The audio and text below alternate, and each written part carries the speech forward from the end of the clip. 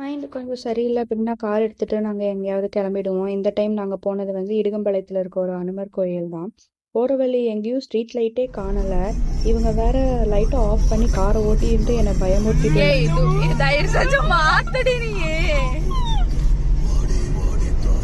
என்னை போட்டு ஒரு மாதிரி பயமுறுத்திட்டு ஒரு வழியா கெஞ்சி சாமி பாட்டு போட வச்சுட்டு தான் போனோம். அதுக்கப்புறம் சாமி பாட்டு போட்டதுக்கப்புறம் தான் நான் கொஞ்சம் சிரிக்கவே செஞ்சேன். அதுக்கப்புறம் உள்ளே போய் சாமியை நல்லா கும்பிட்டுட்டோம். மார்கழி மாதன்றனால கொஞ்சம் கூட்டமாக தான் இருந்தது. இது வந்து ஒரே கல்லில் ஆன ஒரு ஹனுமர் தான். 800 இயர்ஸ் ஓல்டுன்னு சொல்லியிருந்தாங்க. நீங்கள் அன்னூரில் இல்லை கோயம்புத்தூரில் எங்கேயாவது இருந்தீங்கன்னா மறக்காம இந்த கோயில் விசிட் பண்ணி பாருங்கள். இது வந்து இடுகம்பாளையத்தில் இருக்க கோயில்.